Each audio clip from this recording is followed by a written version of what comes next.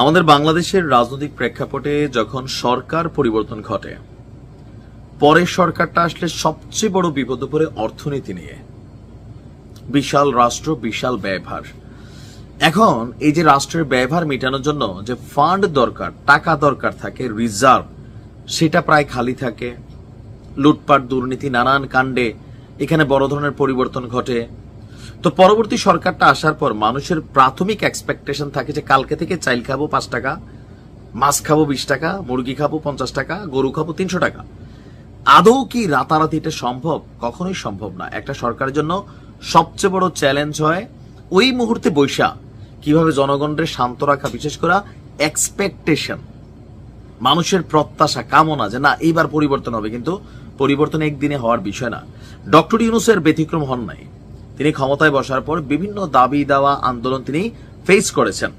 তো এগুলোর মাঝে মাঝে দিন শেষে বাংলাদেশের অর্থনীতি চালু রাখার জন্য যেটা দুইটা, একটা হচ্ছে আভ্যন্তরীণ সোর্স, একটা হচ্ছে বহির সোর্স। এক্সপোর্ট ইম্পোর্ট অনেকটা ধস নামে গেছে। কেন?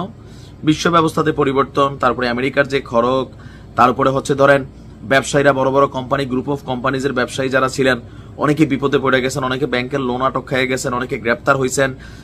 চারদিক থেকে এখানে বিনিয়োগ কমে গেছে। আবার যারা মোটামুটি ব্যবসা বাণিজ্য একটা মাঝারি লেভেলের ছিল, এরা দেশ ছেড়ে পালাই গেছে।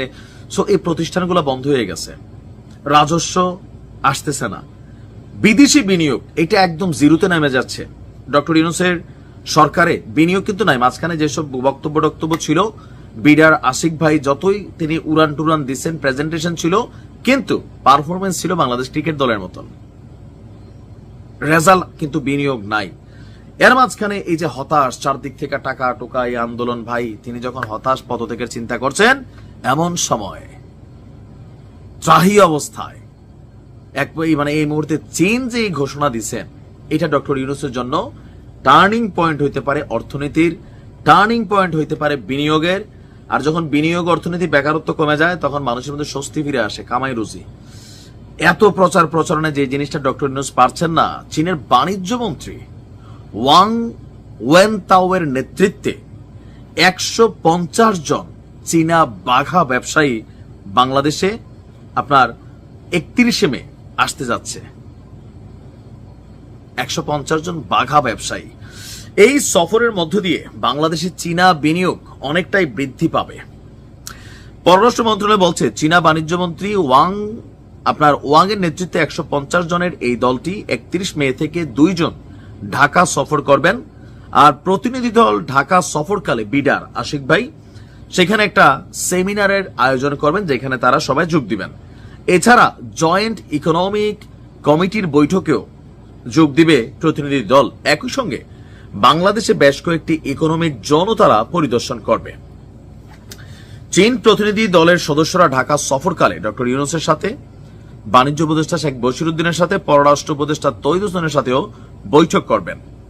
তো এই দলটি দুই দেশের মধ্যে বাণিজ্য এবং বিনিয়োগের বিষয়টি প্রাধান্য দিতে বাংলাদেশে আসতে যাচ্ছে।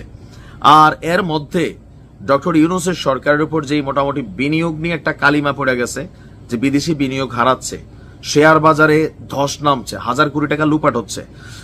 এখন বাংলাদেশকে রান রাখতে হলে বৈদেশিক লোনের তুলনায় দেশের আভ্যন্তরীণ ইনকাম সোর্স যদি বাড়াইতে হয়, তাহলে বিনিয়োগ এখানে ঢুকতে হবে। বিনিয়োগের খেলায় এই চীনের এই বিশাল প্রতিনিধি দল যেখানে তারা আসতে যাচ্ছে, উদ্যোক্তা আছে, বিলিয়নার আছে, তারা যদি আইসা মানে আমাদের বিডা থাইকা আশিক ভাই যদি সুন্দরভাবে বুঝাইতে পারেন, তাহলে যারা আসতেছে একটা বিশাল অঙ্কের বিনিয়োগ তারা বাংলাদেশে করবে ধারণা করা হচ্ছে।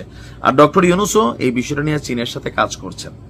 লাস্ট দিনে চীন সফরকালে যখন গেছেন, আর চীনও চাইবে ইউনূস সরকারের এই দুঃসময়ে তারা এমন একটা সহযোগিতা করুক, যেটার জন্য তারাও ব্যবসা সহ বিভিন্ন ইস্যু, ভারতের সাথে সম্পৃক্ততা, অনেক কিছুতে বাংলাদেশকে তারাও তাদের পকেটে ঢুকাইতে পারে। বাট এই মুহূর্তে চীনের এই প্রতিনিধি দল ডক্টর ইউনূস সরকারের জন্য ফেরেশতা হিসেবে চিহ্নিত। দেখা যাক কি হয়। ভালো থাকুন।